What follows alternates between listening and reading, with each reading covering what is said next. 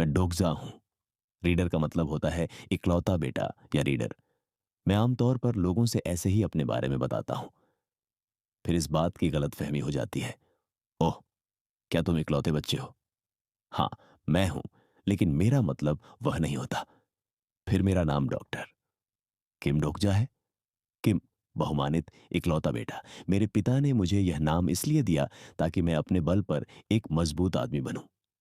लेकिन उस नाम की वजह से मैं एक सामान्य अकेला आदमी बन गया। संक्षेप में, मैं किम डोगजा था, 28 साल का, अविवाहित। मेरा शौक था उपनगरीय रेलवे में वेब उपन्यास पढ़ना, शोरगुल भरी सबवे में। मैंने अपने सिर ऊपर उठाया और मेरी ओर एक जोड़ी जिज्ञासु आंखें टिकी थीं। वे एक मानव संसाधन कर्मचारी युसांग की थी। अरे नमस्ते, क्या आप घर जा रहे हैं? हाँ, आप? युसांग ने कहा। मैं भाग्यशाली था क्योंकि प्रबंधक उस दिन व्यावसायिक यात्रा पर था। युसांग ने मेरे सामने जो सीट खाली हुई थी वहां बैठ गई। उसके कंधों से एक तेज खुशबू आ रही थी, जिससे मैं घबराया। क्या आप आमतौर पर सबवे में सफर करते हैं? युसांग ने पूछा। मैंने मन ही मन सोचा कि यह मेरी पहली मुलाकात है। युसांग से सबवे में कंपनी की व्यक्तिगत प्रबंधक कॉन्ग से लेकर वित्त प्रबंधक हान तक। अफवाहें थीं कि युसांग के लिए रोज कोई न कोई पुरुष कंपनी से घर ड्राइव करता था। फिर भी युसांग ने कहा, किसी ने मेरी साइकिल चोरी कर ली है। क्या तुम साइकिल से आते जाते हो? हाँ, मुझे बहुत ओवर टाइम करना पड़ता है और व्यायाम की कमी हो रही है। थोड़ी दिक्कत होती है, लेकिन यह लायक होता है। मैंने मुस्कुराकर कहा, मैं समझ सकता हूं कि पुरुष उसके प्रति कैसा महसूस करते होंगे, पर यह मेरा मामला नहीं था।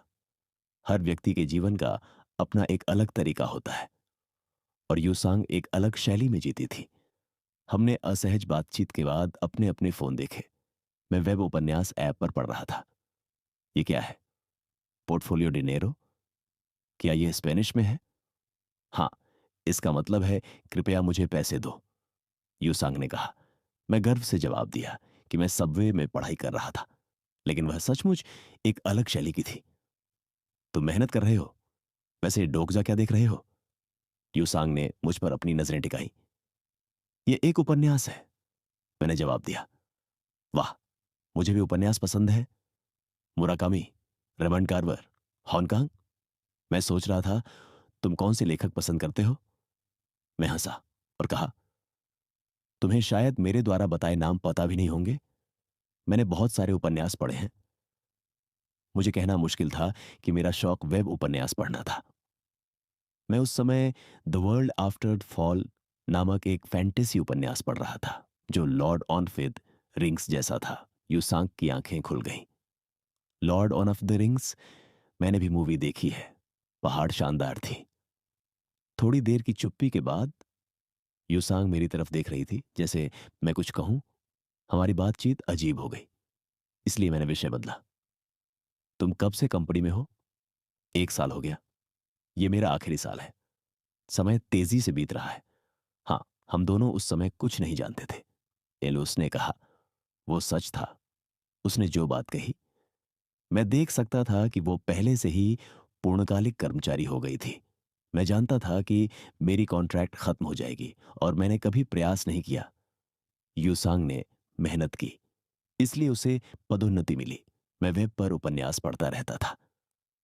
अगर आपको कोई आपत्ति न हो तो मैं आपको वह ऐप बताऊं जो मैं इस्तेमाल करता हूं। मुझे लगा कि युसांग की आवाज दूर चली गई है। मैंने अपना ध्यान संभाला और सामने देखा।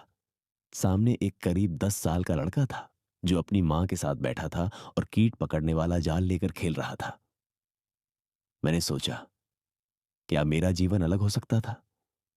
क्या मेरा जीवन कोई फैंटेसी नहीं, बल्कि वास्तविक था? क्या मैं कहानी का नायक हो सकता था? मुझे नहीं पता था। शायद हमेशा अज्ञात रह जाएगा। लेकिन यूसांग को मैंने कहा, कोई बात नहीं, तुम्हारा ऐप बताने से कुछ नहीं होगा। मेरा जीवन यथार्थवादी था। मैं अकेला था। मैं नायक नहीं, बल्कि एक अकेला व्यक्ति था। यूसांग ने मेरी गंभीरता देखी, पर मैंने हाथ हिलाकर कहा कि सब ठीक है। शायद वो इसलिए फिक्रमंद थी क्योंकि वह मानव संसाधन की टीम की थी। मुझे अपने प्रदर्शन की जानकारी हुई। यूसांग वास्तव में अच्छी थी। उसने कहा, तो मैं सरल, आरामदायक जीवन जीऊंगी, और वापस स्पेनिश की पढ़ाई में लग गई। मैंने अपनी किताब पर नजर डाली, पर पढ़ाई ठीक से नहीं हो पा रही थी। मेरे फोन पर एक सूचना आई, आपका नया मेल आया है। वह आफ्टर विज ऑफ सर्विवल से था। मैंने मेल खोलकर पढ़ा, रीडर न्यूम, मेरा उपन्यास 7 बजे से पेड़ हो जाएगा। यह तुम्हारे लिए मददगार होगा, शुभकामनाएं। लेखक ने उपहार देने की बात कही। मैं उत्साहित था। मेरे नाम पर मेल था। मैं एक रीडर था, इसलिए मैं खुश था। टाइम देखा तो 6:55 था, यानी पेड़ सेवा शुरू होने में 5 मिनट बाकी थे। मैंने अपनी पसंदीदा उपन्यासों की सूची खोली। मुझे संदेह हुआ कि मेरा पसंदीदा उपन्यास वहां नहीं था। ऋण खोजा, पर कोई परिणाम नहीं आया। वेज ऑफ सर्वाइवल की बोर्ड गायब थी, बिना कोई सूचना। यह अजीब था। क्या कभी ऐसा हुआ कि कोई उपन्यास बिना सूचना के डिलीट कर दिया जाए, जबकि वह पेड़ होने वाला हो? तभी सब्वे की लाइट चली गई और ट्रेन अंधेरे में डूब गई। ट्रेन जोर से हिली और धातु जैसी आवाज निकली। यूसांग चिल्लाई और मेरे हाथ पकड़ लिया।